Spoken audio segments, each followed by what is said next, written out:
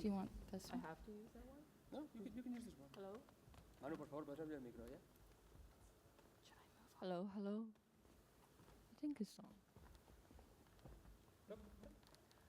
Hello. Okay, well, welcome to this early morning session. Thanks for the wait. So this is a session of AI literacy, ethics, and critical AI understanding. I'm the session chair, I'm Regina Chen. And today we have a set of 7 really outstanding papers on a breadth of topics, domains, and methods, all about AI ethics and critical AI understanding. And we are in this auditorium. It's just another way to present how important this topic is. So without further ado, let's welcome the first presenter, Michele from University of Washington. She's going to talk about rethinking misinformation, holistic community model for youth resilience through socio-emotional learning and sociocultural design. Welcome, Michele. All right. Hi, everyone. How's it going? Good? I know it's early, so thank you for being here. My name is Michele Newman. I'm a PhD candidate at the University of Washington Information School, and I'm so honored to be able to be here today to present on behalf of my advisor who couldn't be here, Dr. Jason Yip, as well as the rest of my co-authors, Runhua Zhao, Darae Kim, Jan R. Lim, Matthew Kyle Pedraja, Swati Sachdeva, Xiaoyu Zheng, Yifang Zhao, Chris Coward, and Dr. Jinha Lee. So misinformation is increasingly a question and topic that we've been thinking about in HCI. We all run into misinformation at some point, and we all fall for it at some point. And children are no exception to this. Children are often seen as targets of misinformation, but they are also spreaders and creators of misinformation as well. And many approaches to support children in understanding how misinformation and disinformation impact their lives primarily comes from a cognitive model. So if we teach them how to identify and find misinformation or disinformation, that false, misleading information, then we can help them. But as noted, they are spreaders and creators, and therefore also engage in broader social and emotional and cultural aspects. Therefore, our approach to thinking about this problem involves also thinking about the socio-emotional learning aspect. So how do children's emotions and how they interact with one another influence how they understand misinformation, as well as the sociocultural approach, meaning how does also their cultural beliefs, their backgrounds, and the places they're embedded in also influence this? So to kind of understand this question, we engaged in a 2.5-year-long study where we were using participatory design, particularly cooperative inquiry, which is a method of designing with and for children, to develop a series of play-based activities to support youth with thinking through these issues, the social, emotional, and cultural issues of misinformation. We did 26 sessions over the course of those 2.5 years with 3 different intergenerational co-design teams. And if you're really interested, I would definitely highly suggest you look at that paper, because we have all of those listed out of what we did. Everything from thinking about online video misinformation to AI misinformation to what it's like to fall down the conspiracy rabbit hole. So to give you a sort of understanding of some of the things that are in the paper, I want to highlight 2 specific themes that we found when looking through our data. First is thinking about the manipulation in a hyper-capitalist society for children. So as we were going through and working with children over that 2.5 years, we realized that they do have this understanding of the ways in which information online, especially in videos and increasingly AI videos, influence and think about the ways people present themselves and how they give information. So for example, a child, while we were working on skits, thinking about how videos and YouTubers might present information, we found that Sarah was giving the skit, and I'll do a dramatic reading for you, so hopefully you're awake. But standing up there, Sarah said, was presenting about trying to get someone to engage with their content and try to buy something like an affiliate link. So she said, yeah, listen, I'm here for all the hunties, girl bosses, and slayers of the house, okay? I'm here for you, which is why I have my discount code, NOTASCAM, not a scam. It's only available for 2 days, so go to my description or my pinned comment and make and it's only available for 2 days, so hurry up.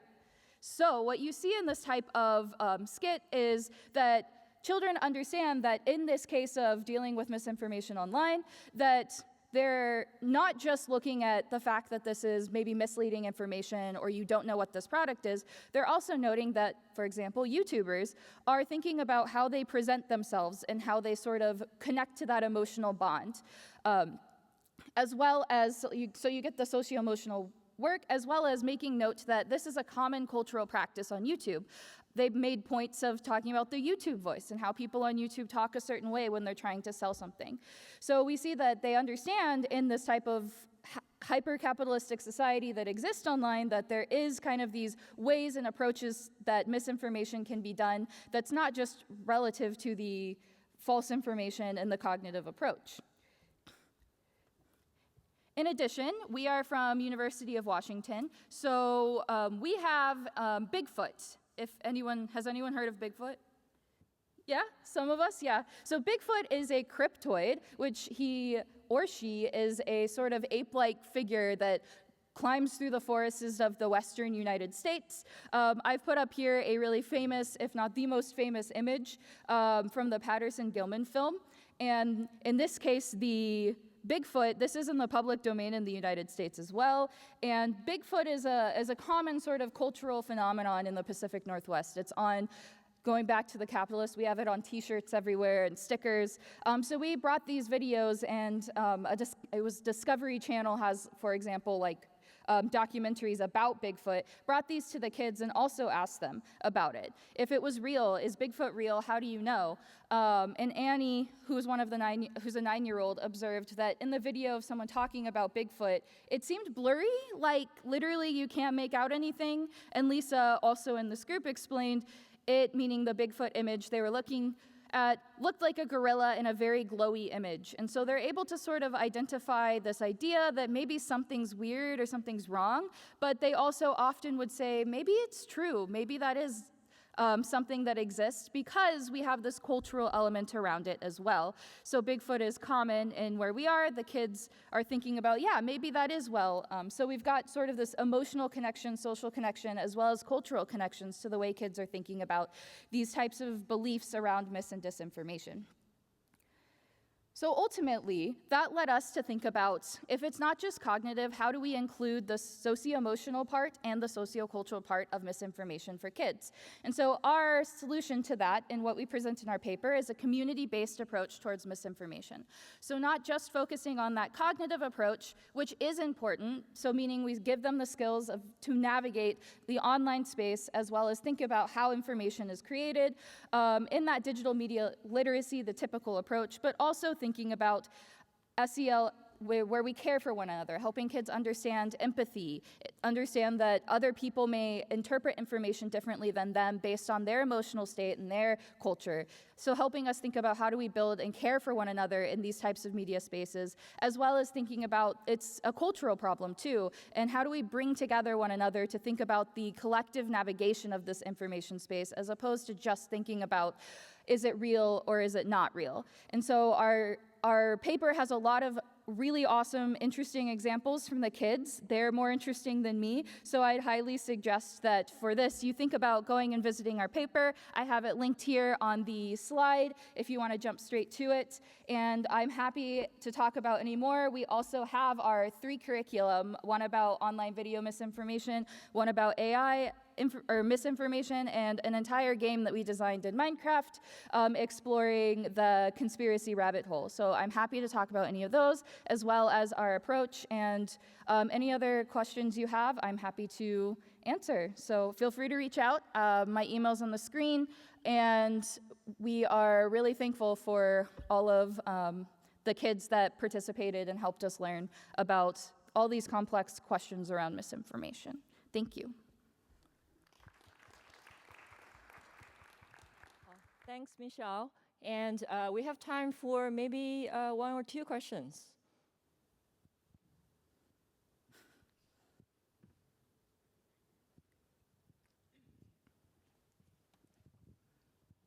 Thank you so much for doing this very important and excellent work. While I was listening to your presentation, I was thinking a lot about the intentionality of the kids, especially when being, for instance, spreaders, or or are you planning, or have you looked at, are they intentionally spreading information? Do they know this is wrong, or do they still spread it? So what is the motivational stance behind that?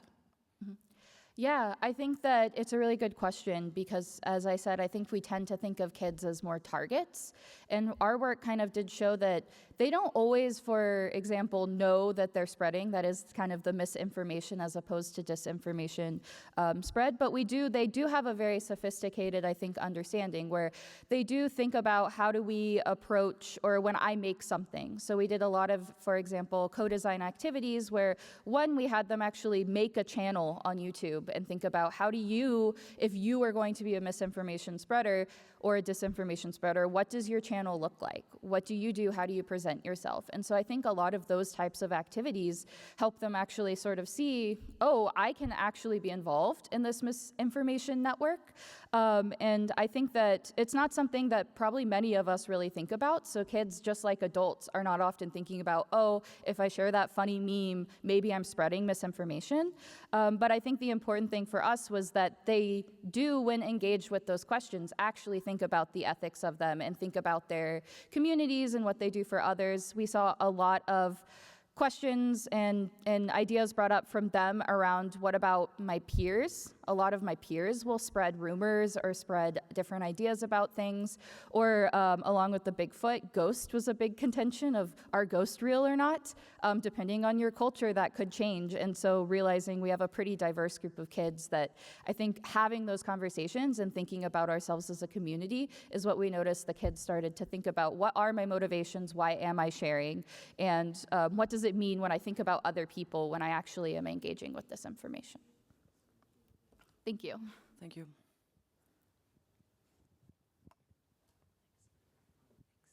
Okay, let's thank the presenter again. And next, we will have Aneesha.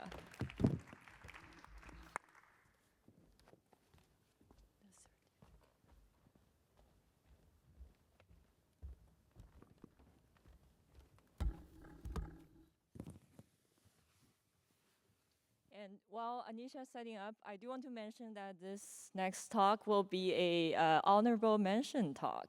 So let's congratulate the authors.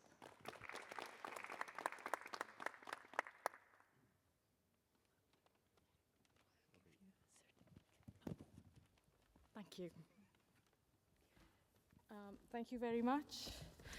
Before I start the talk, I just want to tell you all that you've been lied to. I can't see you very much. But this is not an AI literacy talk or an AI talk at all. So you can either relax or it's a different thing to add to your day. So our paper is called From Sleep Scores to Self-Knowledge, and it's about older adults' experiences with tracking sleep using the Oura ring.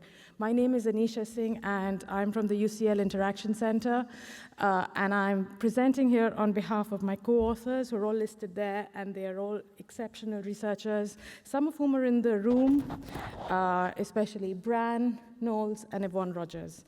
Thank them all for this wonderful piece of work, and the honorable mention is for them. Right, so what were the motivations for this work? As we grow older, as people age, sleep often becomes lighter, more fragmented. There are many changes to sleep. If I start blinking here, that's also because I can't really see anything, so please bear with me. So sleep often becomes lighter, more fragmented, and it's a source of increasing concern. We also know that 30 to 50% of older adults, classified as people who are aged 65 or over, report symptoms of insomnia. And there is a promise of wearables here, like smart rings, like the Oura, for example, where they can be tracking, there can be insights related to people's sleep and health and so on. But it's not always designed for everybody, it's not always inclusive, and just the fact that there is this promise does not mean everybody's benefiting from it. And we do know that HCI research on this basically is skewed more towards younger adults, as is the tech industry itself. So the question we were asking in this study was, how do older adults use and make sense of sleep data while monitoring their sleep with a smart ring? Surprise. And we wanted to do this over time, so we ran a longer study in order to do it. And we ran this study in 2 phases after we had finished setting up and recruiting. The first phase was a month-long diary study where 20 participants who were 65 and older, they sent us diary entries based on how they were using the ring, and these were through daily WhatsApp messages, screenshots, reflections, and so on. We also had weekly interviews with them, onboarding, and they also sent us the Oura ring data itself. The phase 2 follow-up after this month-long study was about 4 months after we had finished the first study, and we went back to do interviews with about 10 of them to see how they were continuing to use the ring.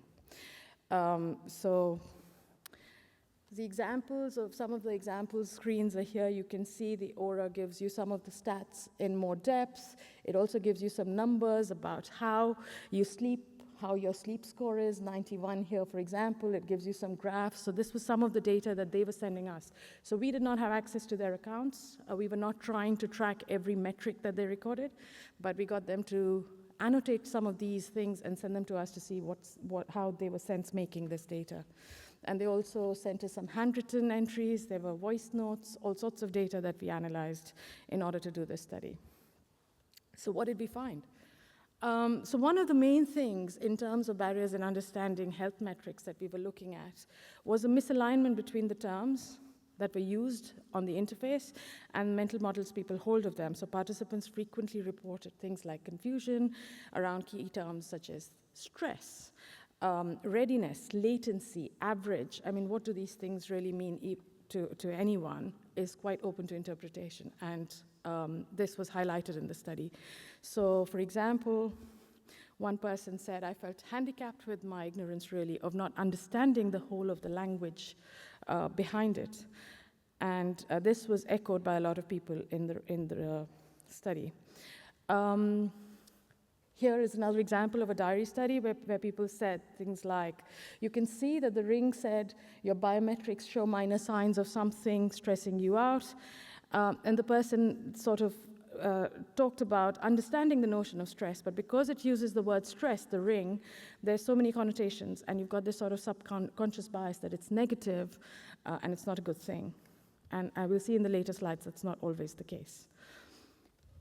People also talked about how they looked at the visualizations and how they made sense of the data, and there wasn't really, they did not have an optimum way of looking at things, but they did like the fact that they had this top-level score, and they could dig down into the metrics. They didn't always understand what these things meant, so there was a lot of exploration, and everybody a lot of them came up with different mental models of what they meant.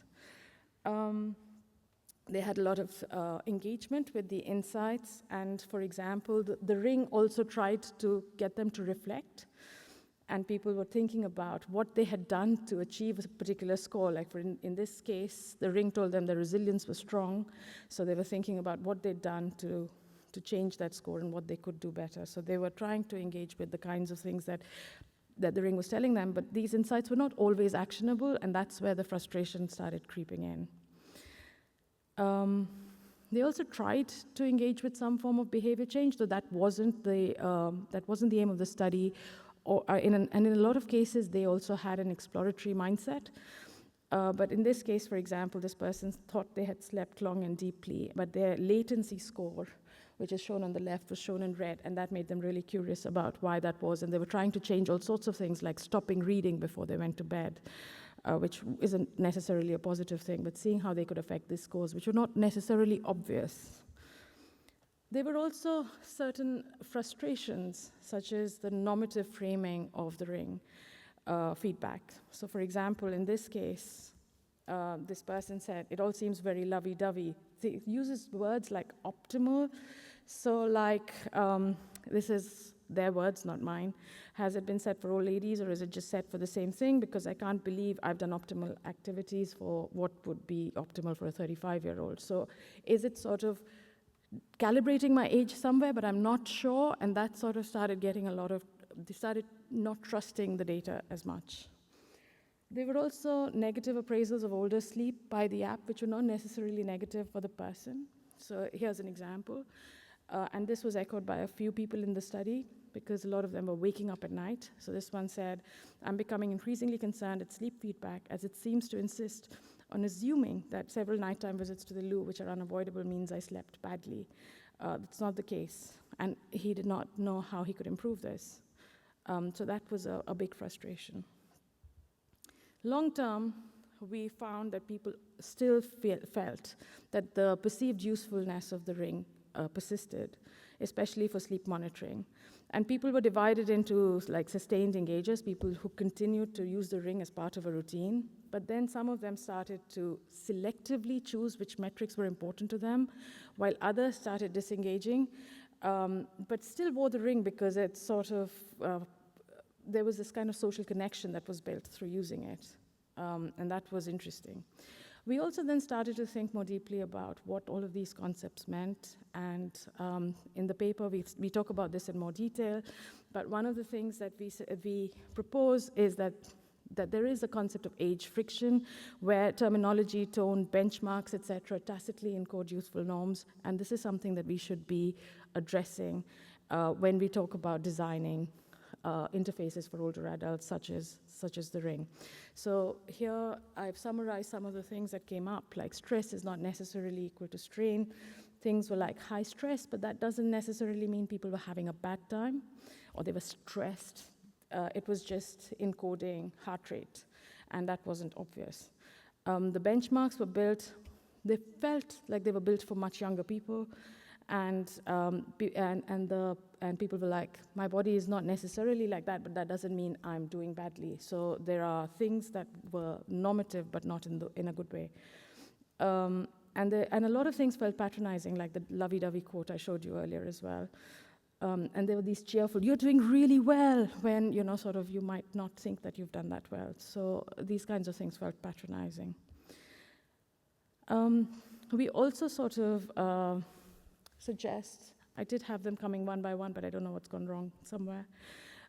So we also suggest a lens of calibration-oriented informatics, where we feel like older adults' engagement is intermittent and situated, especially with the lens of our study.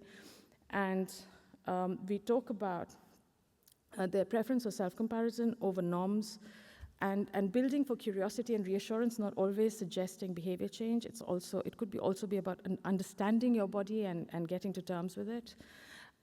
People had more and more as they used the ring long term. It was more about selective and episodic engagement. And also when they encountered something that didn't make sense, like red indicators, it prompted exploration. Apparently I did something, but not the right thing. So here are my takeaways from this study. Personal informatic systems that ignore age are not neutral, and they actively work to marginalize older adults. And designing for age-inclusive sense-making is not an edge case. As our population ages, it's a mainstream challenge for HCI. But also some of the findings from our study are more about designing for the edge cases and not really just for the middle, and making things more normative. They can be more exploratory. And we also suggest age friction and calibrated orient approach to informatics. And there's a link to the paper up there, which you can scan if you want to read the paper. But thanks again for listening, and to not an AI talk. Questions? Thanks, the presenter, and congrats again on the award. We have time for one quick question.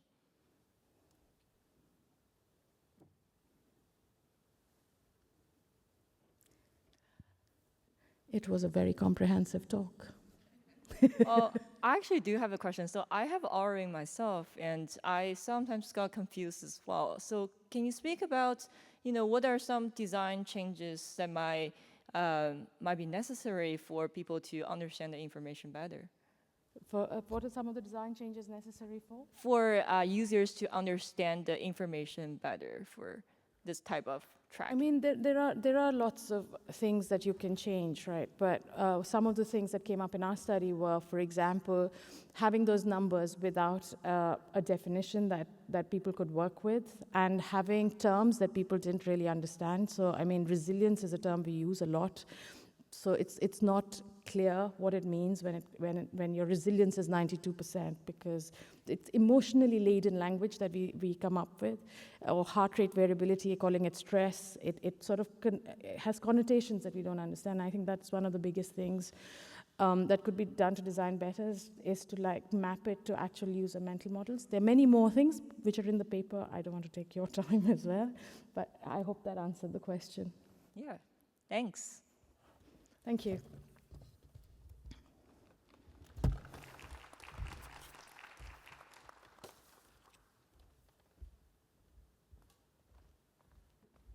Okay, next we have Cheng from Notre Dame University, and Si is going to talk about understanding parents' perspectives on responsible AI for children's self-directed learning.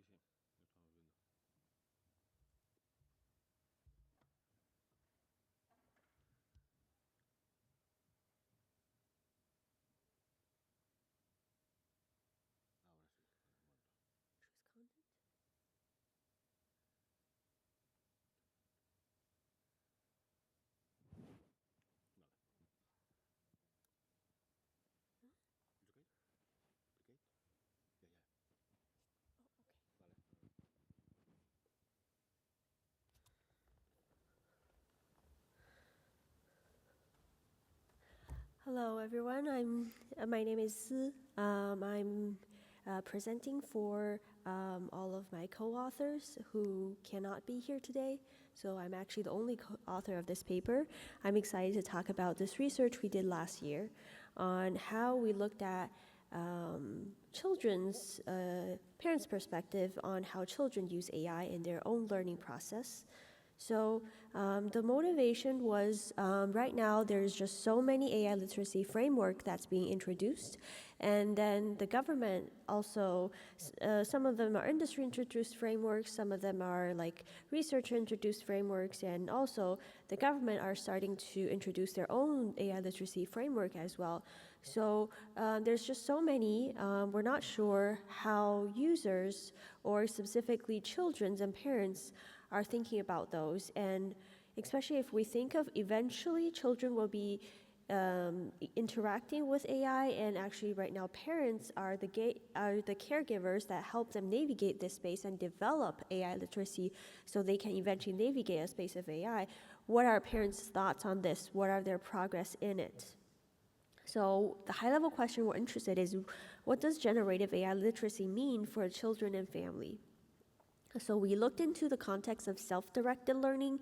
It's of a type of learning that's like not typically non-typical classroom settings. It is a more a type of learning where learners take initiative and responsibility for their own education processes, including figuring out their learning needs, setting goals, and identifying resources and evaluating outcomes.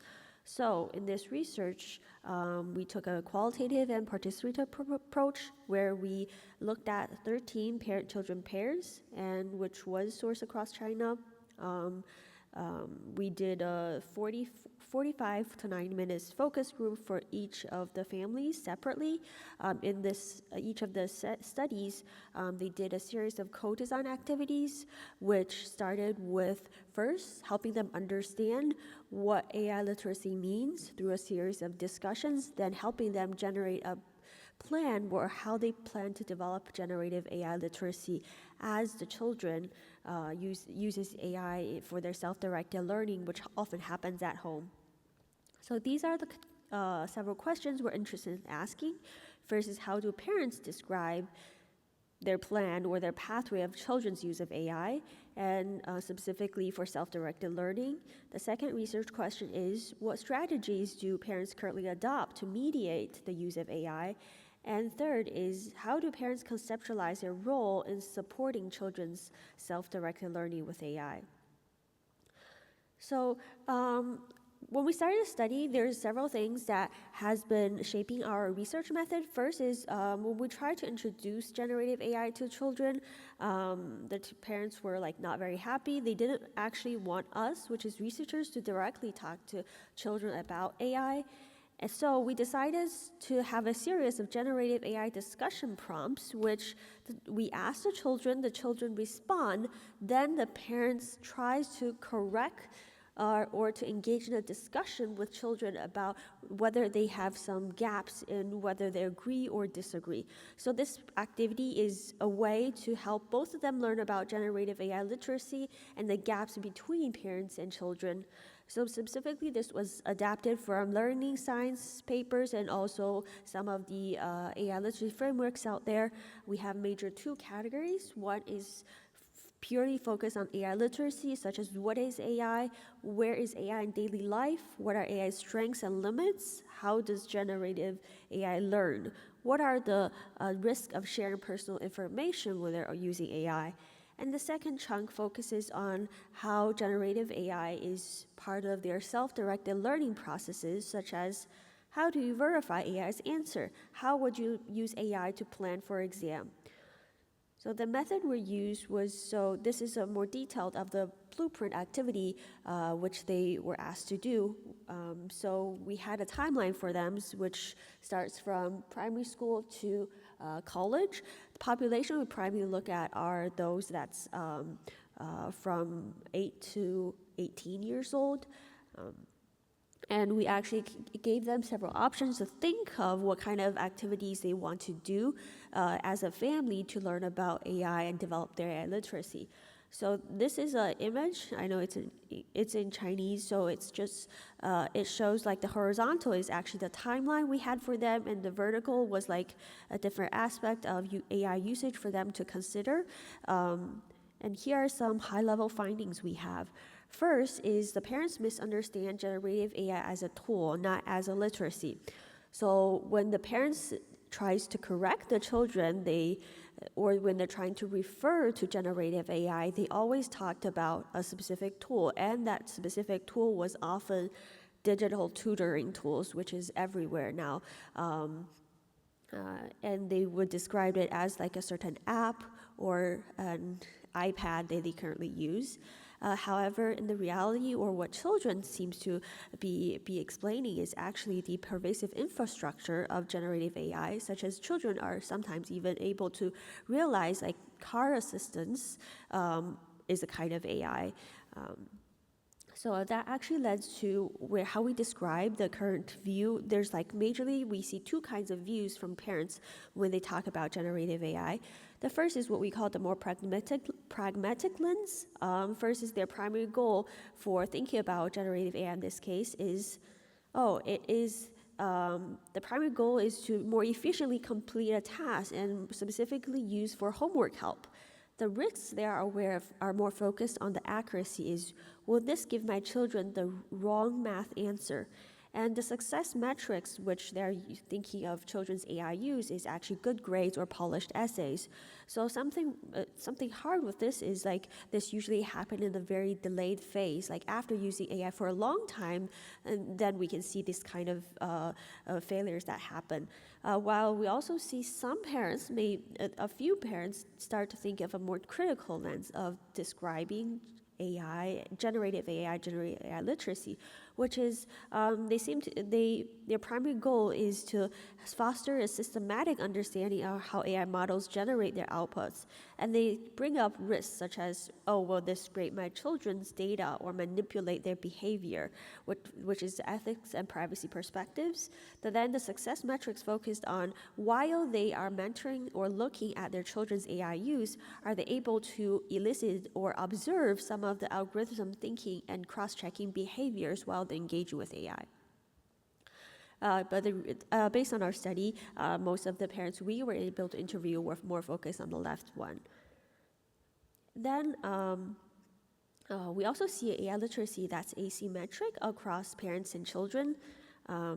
Here, like I briefly mentioned that, but this is a conversation that happened multiple times.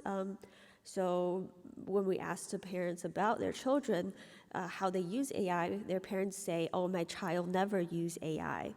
And then we ask them, "Do their child use Google Chrome?" And they say, "Yes." And then the children would further be able to say, "Oh, I know AI is bad at generating hands. I saw a YouTube video on that.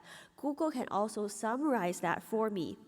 This just talks about how children have a lot of access to learning about AI or engaging with AI that parents are often not aware of themselves.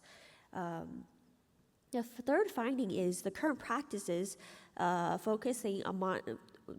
current practice at home on monitoring AI tool use for learning purposes are more focused on the control, not learning. So there are three kinds of ways of control that we see so far. First is looking at their screen time. Second is looking at, are they able to demonstrate a certain kind of self-directedness, and then the foundational knowledge they have. So the primary parents looks at the screen time, compliance is they are setting a screen time just like we have been doing for 20 years to say, okay, so these children, you're only allowed to use your iPad for 1 hour, no matter you're using AI, non-AI. I'm just setting 1 hour for you, and you need to put that down when you reach that timestamp. Later, the self-directedness focused on what are the different strategies the children start to demonstrate while they're using AI, such as are they able to have time management skills that's demonstrated, which they will start to informs the parents to start adapting on their monitoring controls. And the last one is basically it's another rabbit hole question is the children, let's say the parents wants the children to use AI to support their math, but they're also concerned of the math ability the children demonstrates to be able to successfully use AI and not to be misled by AI. The last one we find is most of the parents we see, they expect a joint engagement with children in using AI, which means the parents and the children are present together while you're using AI between the age of 7 to 9, and they expect the children to be able to use AI independently in their learning process when they reach 15, and they most of them imagine some kind of shift that's going to happen at the age of 12, which they don't have a clear idea on how exactly that's going to happen. So they expect some kind of AI literacy gain that they don't know exactly, or they don't have plans on how that's going to happen. So here are some major takeaways I have from my study. First is when we think of the study, we want to think of what are ways we can foster a meaningful engagement in families around AI literacy. AI literacy surveys has been the primary ways we have been learning, or the researcher has been learning about different stakeholders' AI literacy. In our study, we try to make that into a more interactive way so people can talk about it. Then second term is a lot of the generative AI systems that has been described in our study or has been used by our participants, they never considered the end user's actual AI literacy and thinking of will the tool actually develop generative AI literacy. So that's our major takeaway, and we also have other works that focus, focus on further defining and measuring generative AI literacy, which we currently see as a gap. Using quantitative ways, we also looked at interactive ways to make it more fun, and also systems that supports the process. So I want to thank my collaborators and welcome any questions.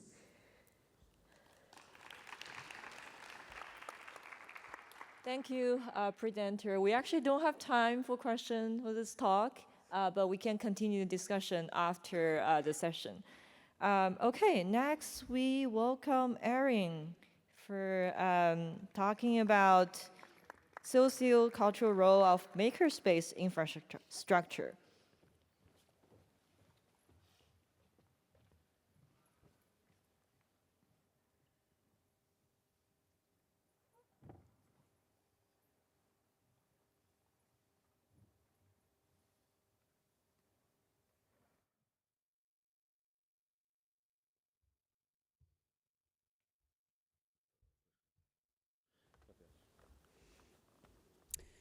Okay, yeah, hi everyone. I'm happy to be here presenting on behalf of my co-authors listed here.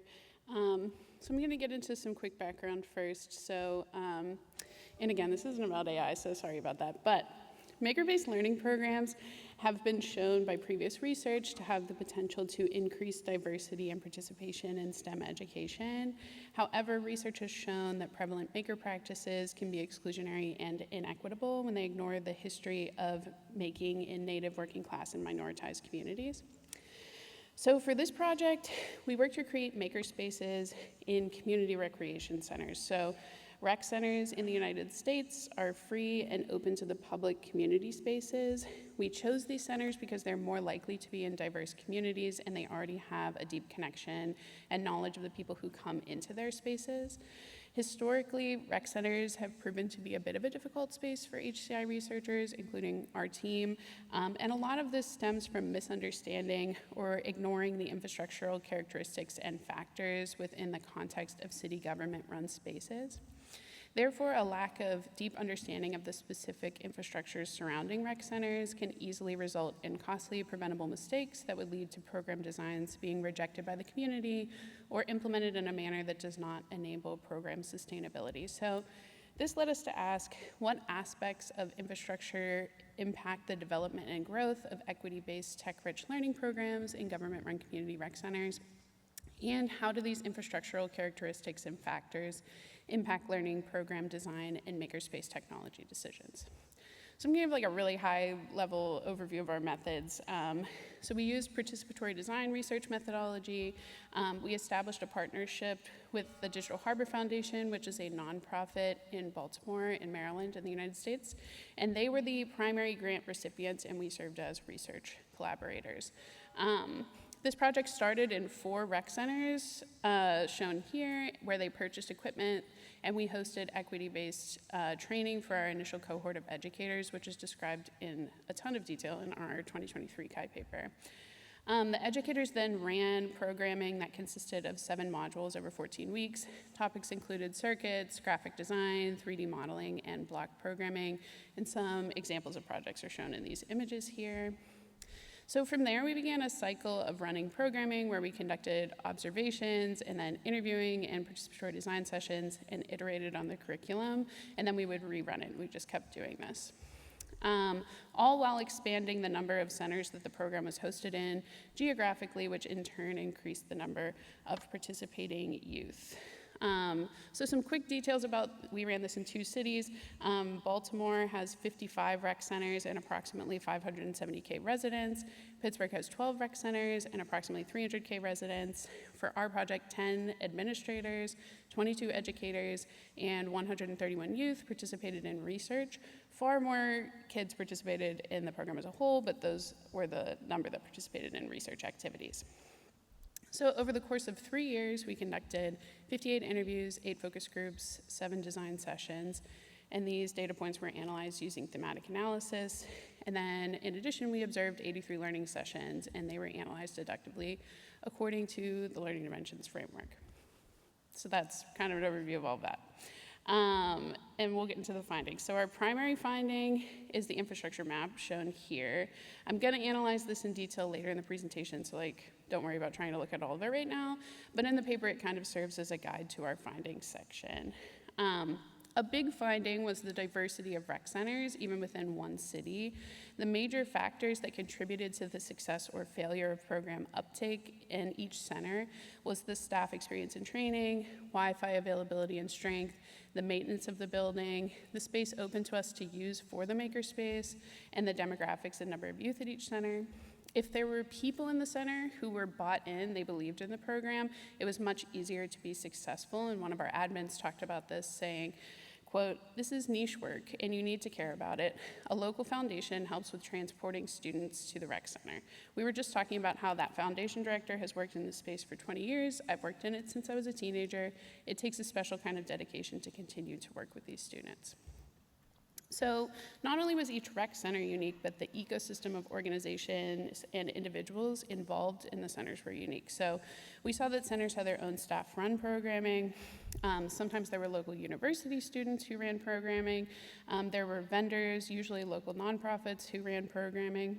And though this ecosystem proved to be a bit difficult to fully understand, it was really helpful for localizing projects.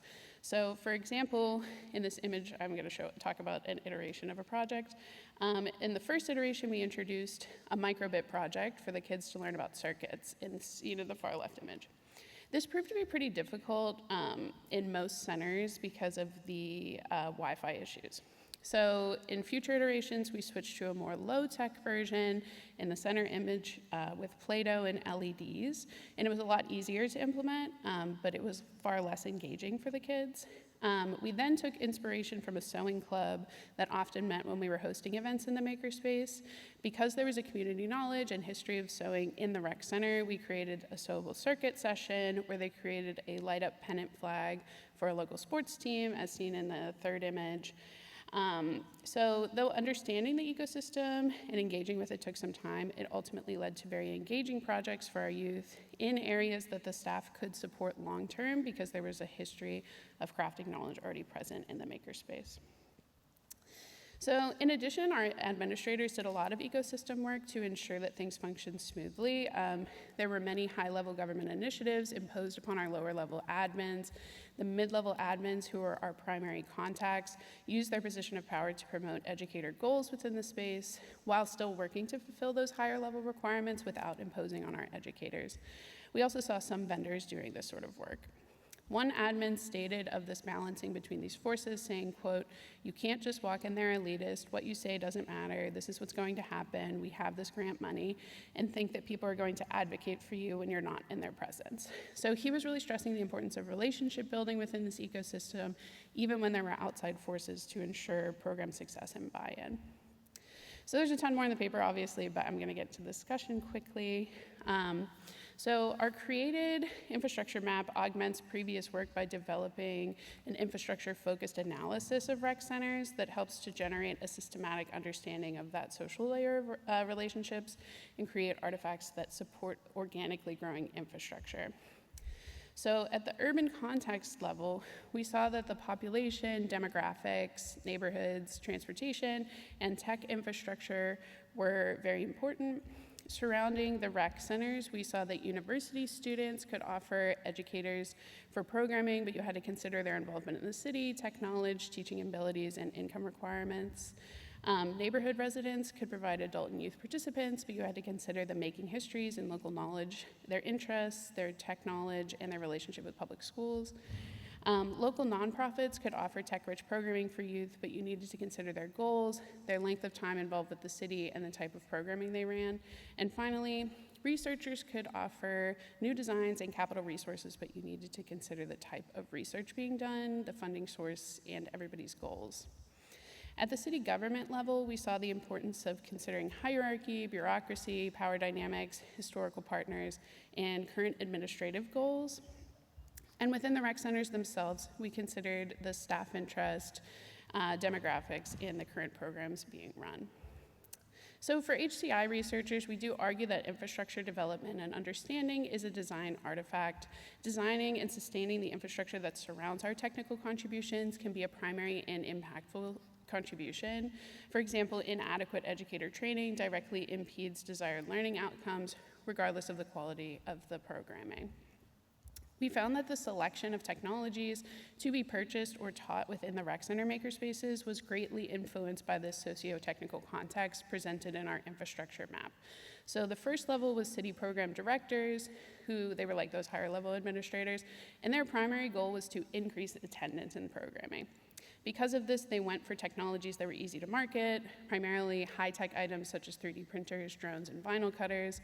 Administrators were primarily concerned with technologies that were easy to create curriculum for, maintain, and durable, such as 3D pens, laptops, and out-of-the-box kits with provided curriculum.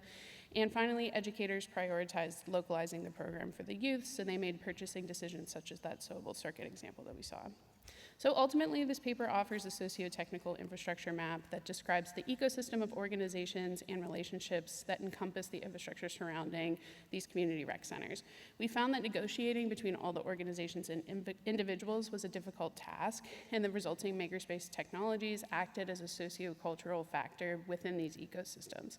And while designers have valuable expertise, for their designs to be useful and relevant within community spaces, they need to commit to learning about current local socio-technical infrastructure to avoid preventable mistakes by assuming that community spaces can be generalized across space and time. So that's my presentation. There's a lot more in the paper, and there's the QR code there. I'm happy to take any questions or talk afterwards. Thank you. Thanks, the presenter. We have time for one question.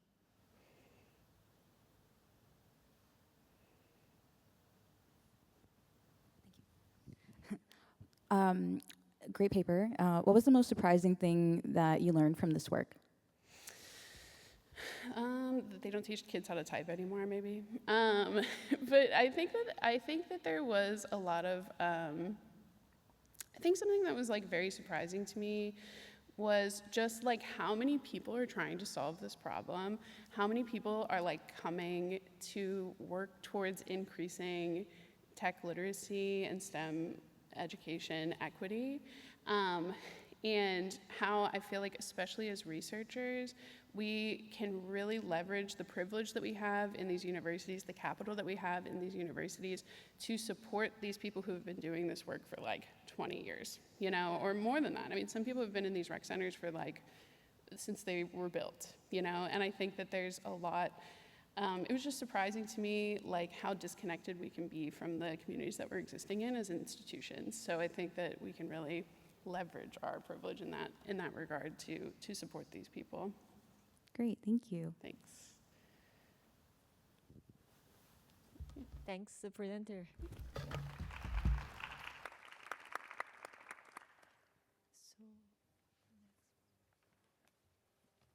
Okay, next we have the paper When AI Gets Wrong, Scaffolding AI Hallucination Detection for Children through Chatbot Creation.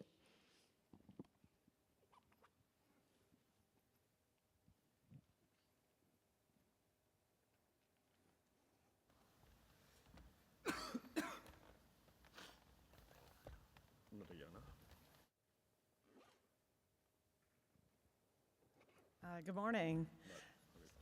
Hi, I'm Tiffany Barnes, and we're presenting this talk on behalf of many collaborators. Xiaoyu Tian is our lead author, but couldn't be here. We also have Deniz Ozturk, and we have with us here Srikar Ejula, Gibran Adil, Xiao Jin, Yang Shi, and I'm Tiffany Barnes. Our talk is going to be about some summer camps we did with children and some tools we made for them to learn about how AI has hallucinations and what they can do about it. So as we all know, generative AI systems that are built on especially large language models can produce hallucinations that sound very plausible but are factually incorrect. And so the question we are asking is, how can we support children to engage responsibly with AI and critically to think about what is going on with AI and understand its limitations? And we investigate how children detect and respond to these hallucinations by building and testing their own LLM-powered chatbots. And we did this in the context of 2 summer camps with 48 children. And overall, the kids were able to learn about responsible use of AI and the fact that there can be hallucinations. And we can show a few tools that we built to support that mitigation of hallucination, and we offer some design insights in how to support that.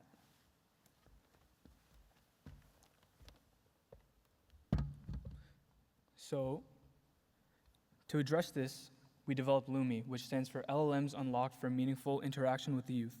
So it's a prompt-driven chatbot builder that is designed specifically for 10 to 14-year-old young students, and the interface consists of two components, a bot prompt editor and a bot testing panel.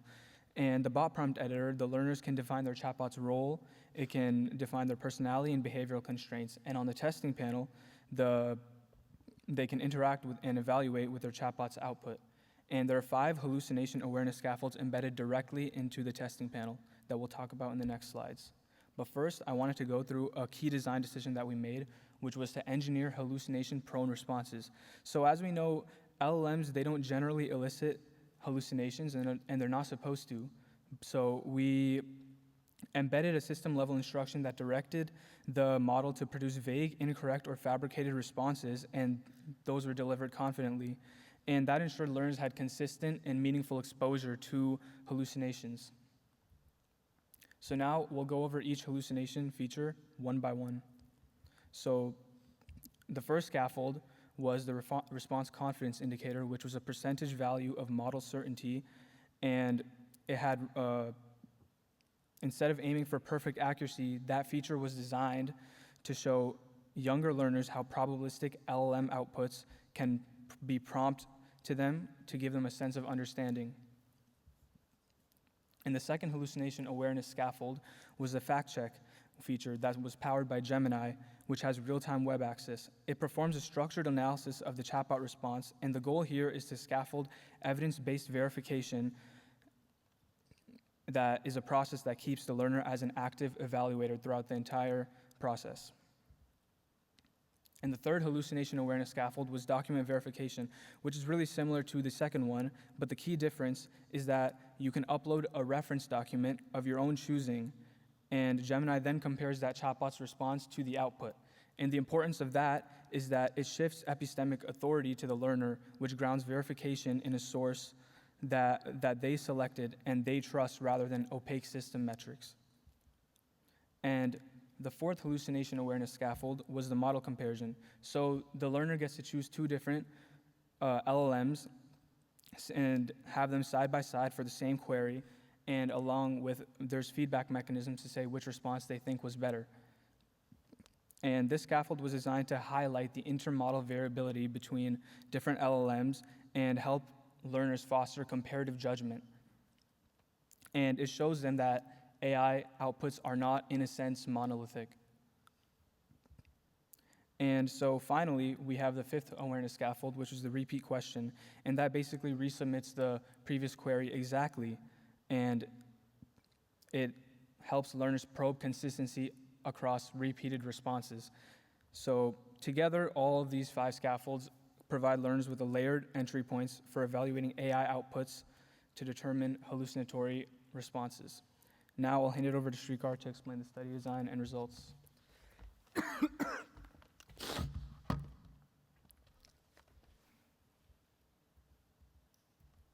So now I'll be walking you through our study design and results. We had 3 research questions guiding our work.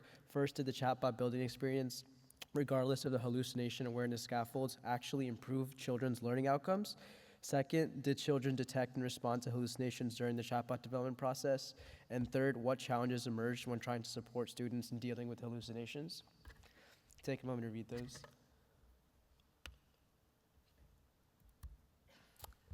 So to answer these questions, we ran a 2-day trial workshop across 2 groups of students, all between the ages of 10 and 14. There were 2 groups, Camp 1 and Camp 2, and there were 20 students in Camp 1 and 28 students in Camp 2. They all received a 20-minute introductory lesson on AI concepts and what hallucinations were before ever touching our system. Camp 1 used the baseline chatbot builder, which had no hallucination awareness features, and Camp 2 had the full awareness-supported version, which was identical to the baseline version, except with all 5 scaffolds. And after building their bots on day 1, they completed a post-survey, then moved into the testing peer review phase on day 2. So this slide here maps our study timeline to which research questions were addressed. RQ1 was about learning outcomes and was answered by the pre and post surveys. RQ2 and RQ3 were about how children detected and responded to hallucinations and what challenges arose. And those were answered by what happened during and after the chatbot building and testing phases, which included the focus groups, the open-ended survey we conducted, and the chatbot artifacts themselves. So what did we find from our study? Across 2 camps, students showed meaningful pre to post improvements across all 3 constructs: AI knowledge and understanding, hallucination awareness, and confidence in building trustworthy chatbots. But with that being said, it's important to note that there were no statistically significant differences between the 2 groups, so the scaffolds didn't produce measurably better learning outcomes than the baseline. But what this tells us is that the core act of actually building the chatbots is what drive most of the learning for our students, and the hallucination awareness features mattered for how students engage, which we'll see in a moment, but on survey scores alone, both scores improved significantly. So we looked at the challenges that arise in handling these solutions, and 4 challenges stood out the most. 1, a over-reliance on surface cues. Students treated their confidence indicator as more of a feature that simply was there to tell the student if their chatbot's answer was correct or wrong, instead of doing a deeper evaluation on why the chatbot actually responded the way it did. And if nothing was flagged, they'd assume that the chatbot's response was fine. Second, the reactive low-effort strategies. Students would simply tell their chatbot, "You're wrong," rather than proactively modifying their bot's configuration to prevent errors in the first place. Third, fragmented use of tools. Students used the scaffolds in isolation, and there was no systematic development loop where they would develop, test, and reflect. Instead, they test without going back to revise, or revise without retesting. And fourth, this one was particularly interesting. There was a tension between creativity and reliability, which I'll talk about more in the next slide. So here, this slide captures the creativity and reliability tension that we saw. Early in the activity, most students would write fun, creative prompts. And for example, a student wrote a prompt about a gaming expert character born in 1928 who hasn't touched grass in 70 years. And this is an example of what the students would start to write. But then after they encountered a hallucination, they would start to get defensive with how they prompted their bots.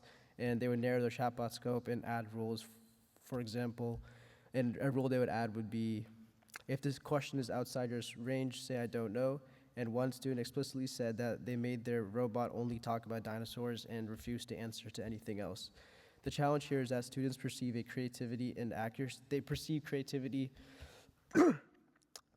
and accuracy as incompatible, and they didn't see a path to having both.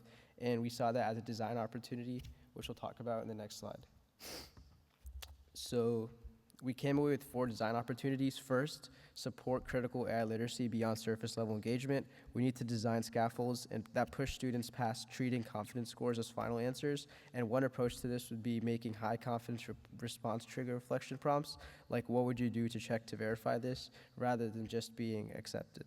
Second, students need a more structured workflow where they can experiment and iterate lightweight prompts like "What did you find? Which part of your design process caused this?" And this can help students internalize a actual workflow rather than treating each step as an isolated part. And third, proactive error mitigation. Rather than just reading when something goes wrong, future tools should scaffold students toward anticipating where their bots might hallucinate, for instance, by surfacing prompts that predict failure modes based on the bot's constraints. And fourth, there should be a balance between reliability and creative exploration. Tools should help students see these 2 as compatible goals. One concrete idea from the paper that we talked about was creativity zone and the personality tone versus the accuracy zone for the factual part. And students shouldn't be forced to choose between a fun bot and a reliable one. So we walked away with 2 key takeaways from our Lumi study. 1, kids can build their own chatbots, and 2, we should look to design these learning environments that support thoughtful, responsible, and AI development. But the main question is, how can we scaffold these processes more intentionally? And that's what our work is pointing towards. Okay.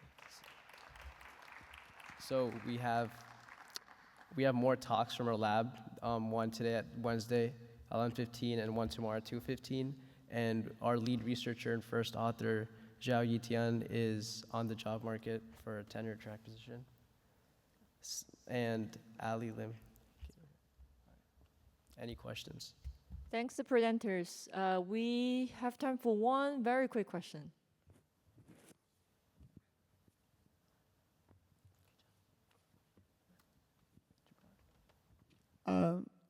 Thank you. Is there any way that you think what children say might be the fact instead of like relying on external sources for factual verification? Thank you.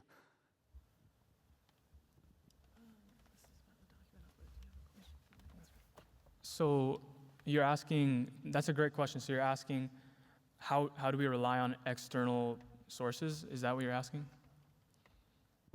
No, I'm asking is it possible that what children said could be the facts instead of like the external sources being the facts? Yeah. So another way that the students actually defined fact check themselves, it was based on their knowledge of the topic. A lot of them built their own chatbots and made their own like settings, their character, the knowledge scope to things that they knew previously, right?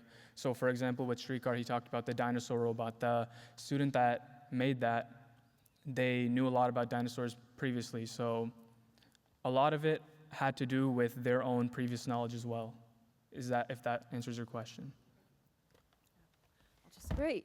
Let's thank the presenters again and welcome the next presenter, Darae. And Darae's going to talk about Bias Viz, which is a project-based, narrative-centered learning tool for engaging middle school students in critical thinking about AI biases.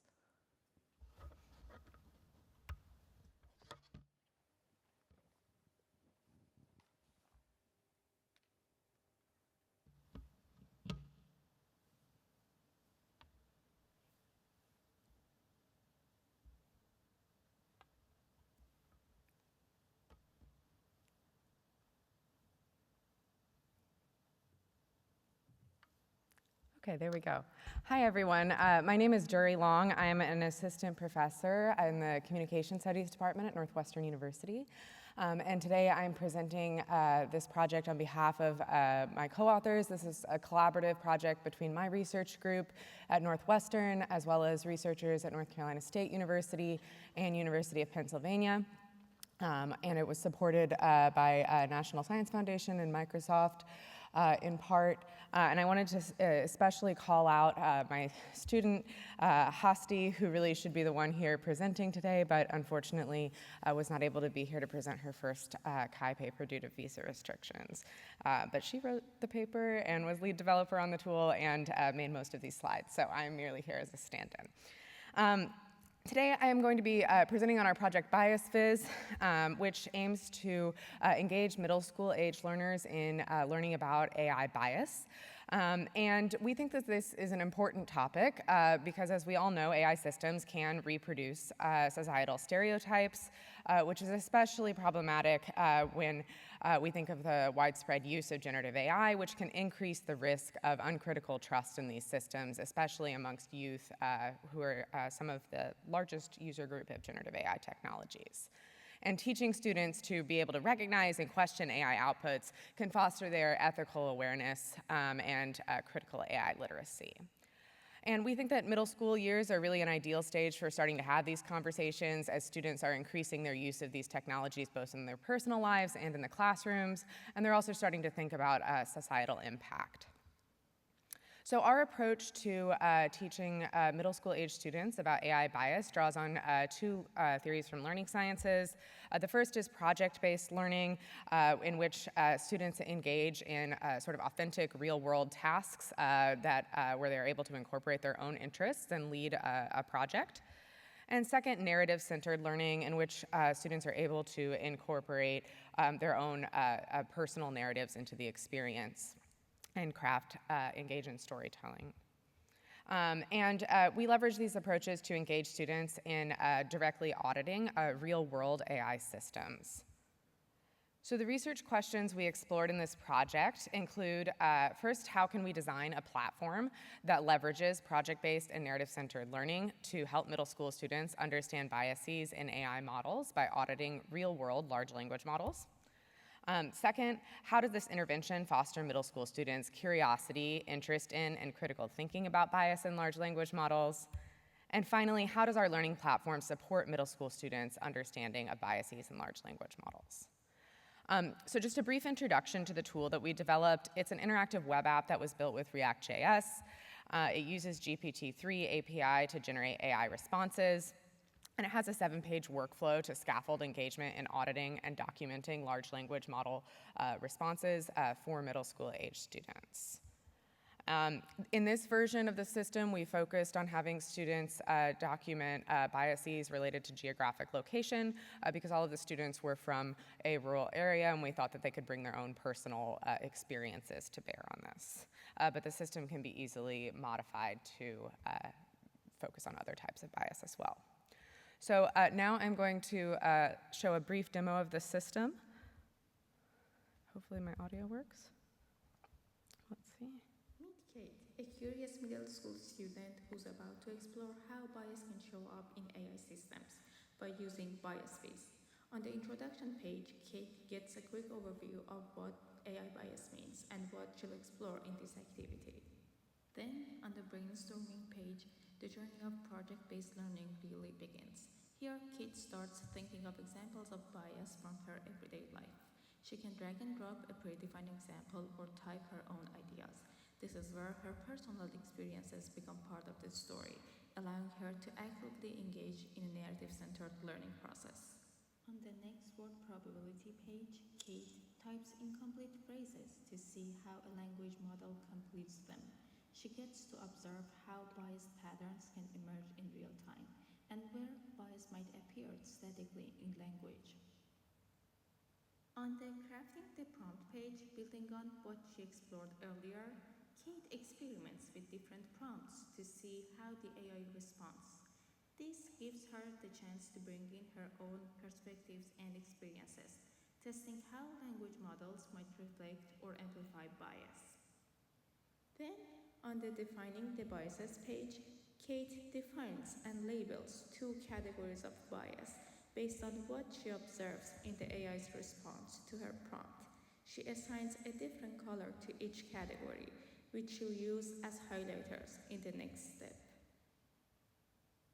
On the Highlighting the Biases page, Kate receives 20 different examples of AI responses to her prompt and uses 2 different highlighter colors to label the biases in the outputs, based on her own definitions. She can also erase if needed.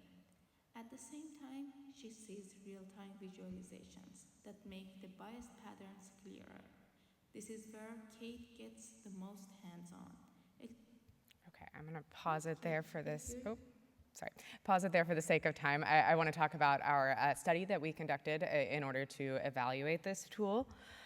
We conducted a study with 28 middle school students who were participating in a summer camp. All the students were from a rural public school in the United States.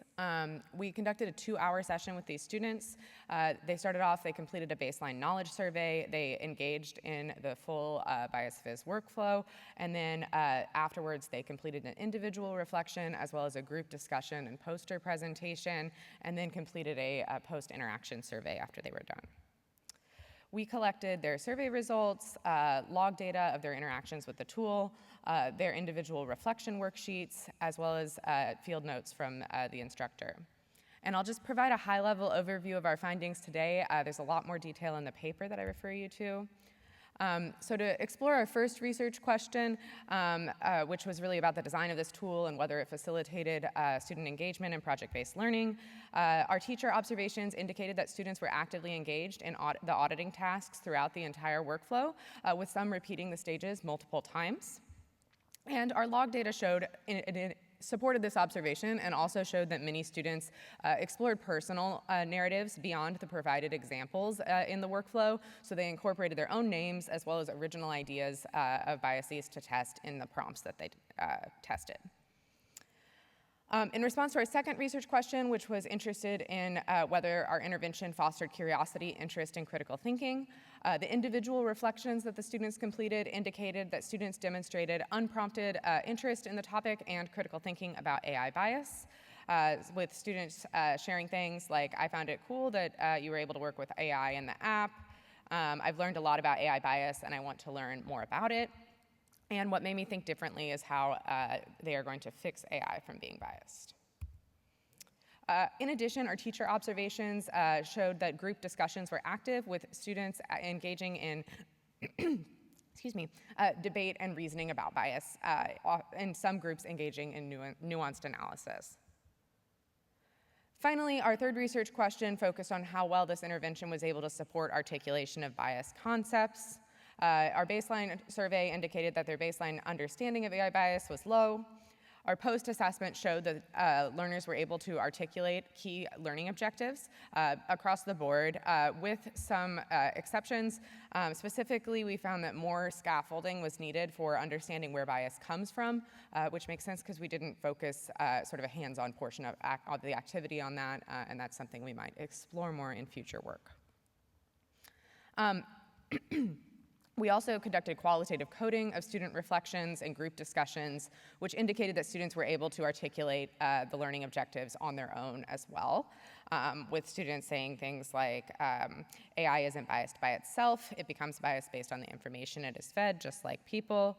And I learned that AI can make biased answers and statements. Sometimes they can be unfair and give the wrong thing or answer. So in summary, students engaged actively and personalized their exploration with the tool, reflected critically and showed curiosity to learn more about AI bias after the intervention, and students were able to gain an understanding of AI bias. We identified a number of different design implications for incorporating more project-based and narrative-centered learning into AI ethics learning tools. I'll just mention two of them here today, but there's more in the paper. First is that we need to allocate adequate time for exploration, iteration, and reflection at each step. We had a pretty condensed time period for a project-based learning experience, and we are really interested in conducting this across the course of multiple class sessions in the future, so students can have more time to iterate and really explore each phase of the project. Which will allow them to personalize it more as well. And finally, we also realized that we should avoid over-reliance on predefined examples. The pages where we provided examples or allowed learners to drag and drop, they didn't really incorporate as much of their own personal narratives on those pages as they did on the pages where they had more open-ended opportunities. So that's something we want to consider in future implementations as well. And more in the paper. Thank you so much, and happy to take questions. Thanks, the presenter. We have time for one or two questions.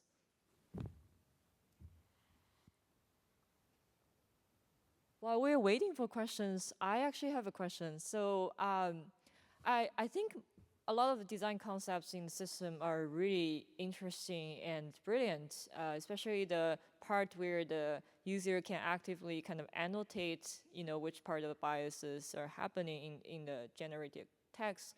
I wonder, I'm curious about, is there any opportunity for, the design of AI technology, say like, GPT or other chatbot, to incorporate some of the design concepts in its design? Absolutely, I think that would be fantastic. One thing we've been thinking about doing as an extension of this project is allowing youth to sort of document and annotate this data, and then compiling a data set that could be shared back with AI developers to have sort of youth annotated biases to give this an even more like stronger real world connection. Yeah. Thank you.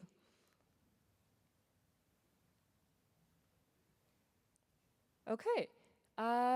Let's welcome the last but not least talk of the session.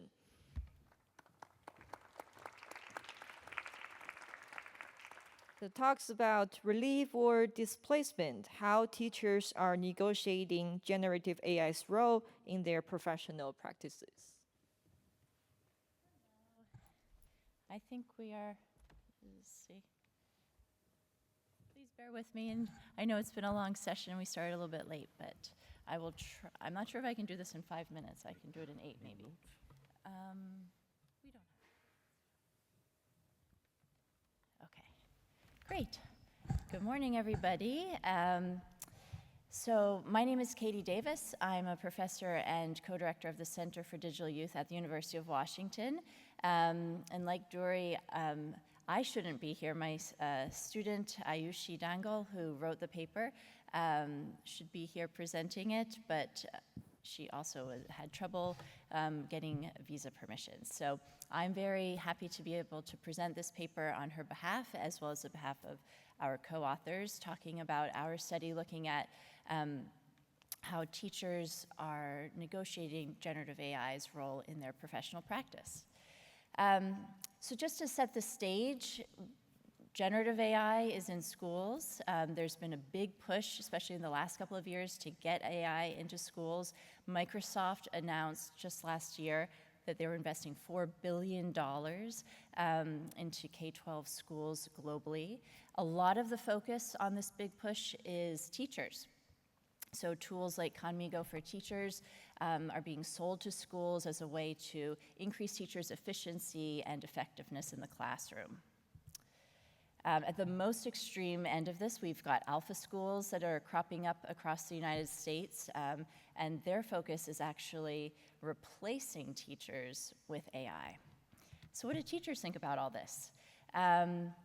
It's really important to think about how teachers are perceiving this big push of AI into schools, because they sit at a really interesting intersection between state and district policies on the one hand, and students' day-to-day experiences in the classroom on the other. And we also know that teachers are the single most important factor affecting students' achievement. So how they think about AI, how they take it up in their classrooms is really going to be important for how AI ends up affecting students' experiences learning in the classroom. So the context of our study, we focused on a large school district in the United States. It's been a very early adopter, a very enthusiastic adopter of AI. Particularly, they have a deal with, an agreement with Magic School AI. The district serves over 38,000 students. They come from multilingual families. There's over 160 languages represented in this district. And 75% of the students come from low-income families. In addition to Magic School AI, the teachers use a variety of AI tools like ChatGPT, Gemini, and Claude, and also more specific school education-focused tools like Talking Points and Diffit.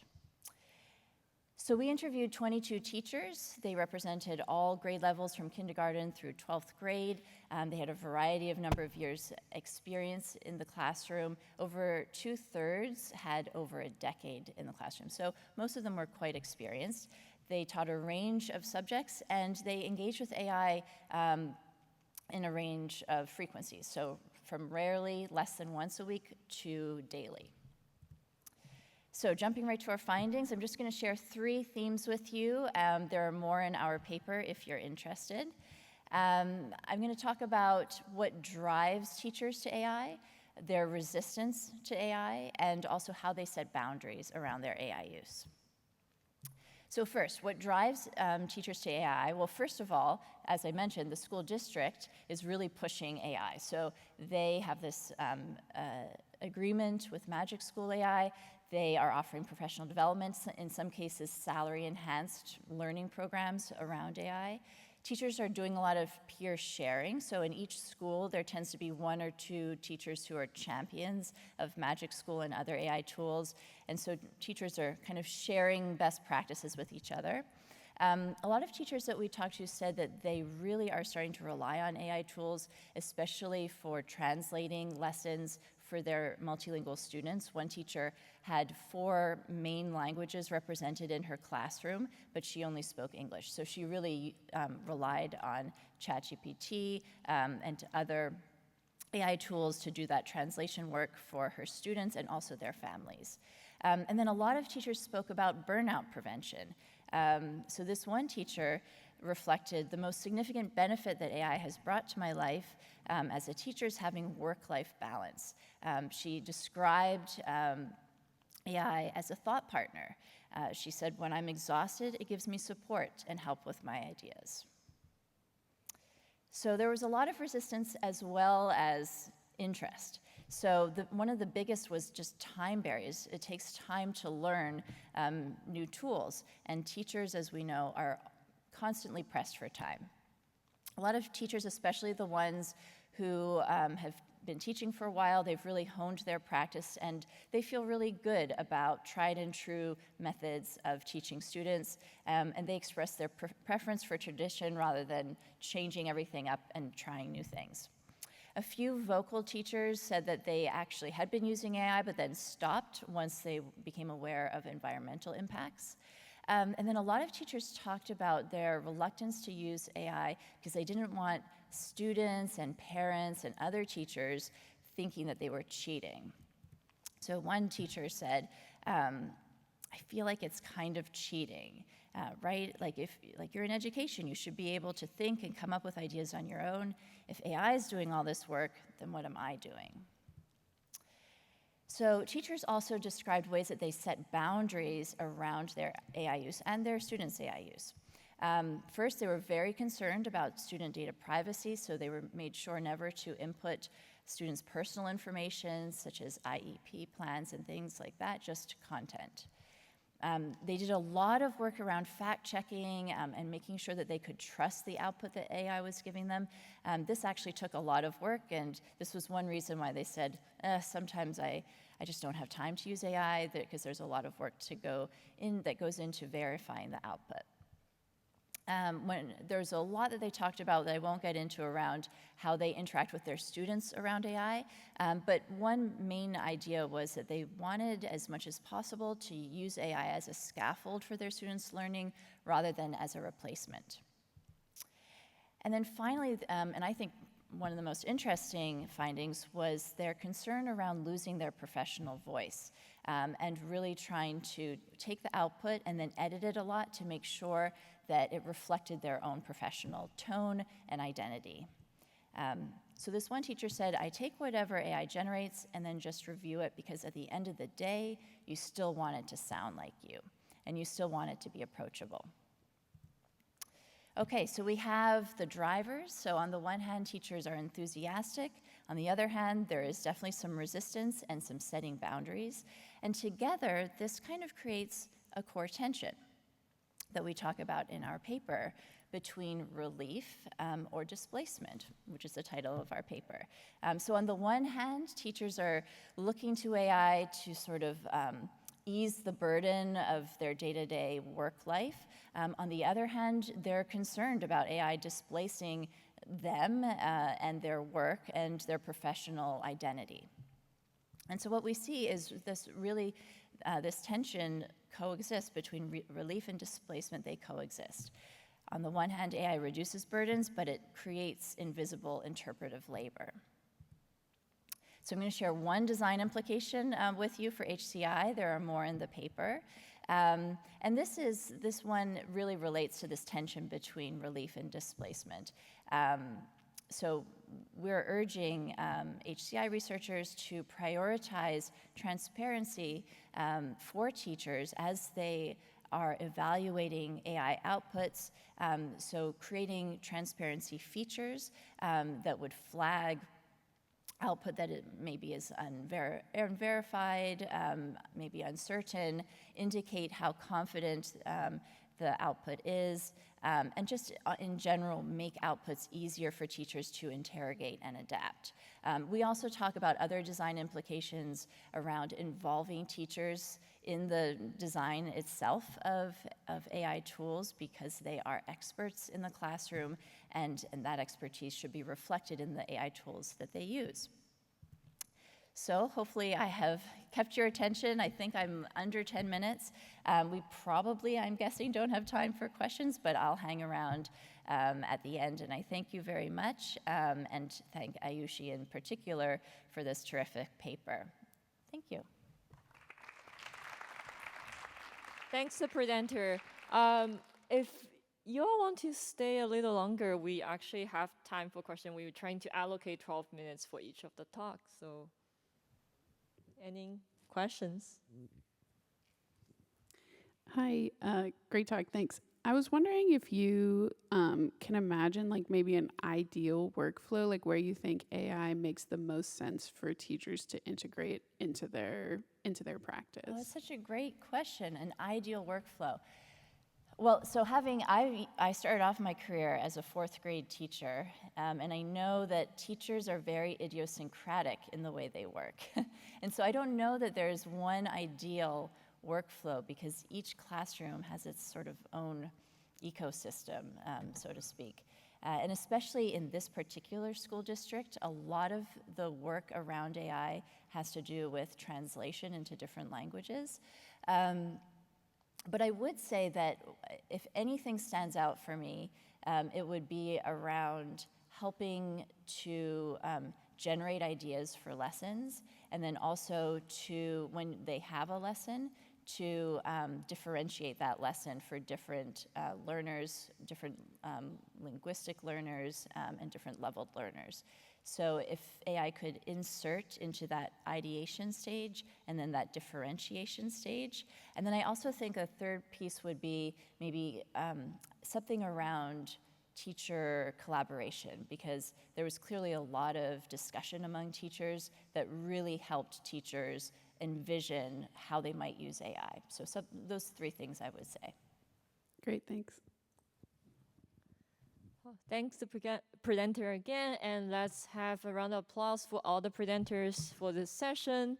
And let's have the conversation continue after session and even beyond the conference. Thank you.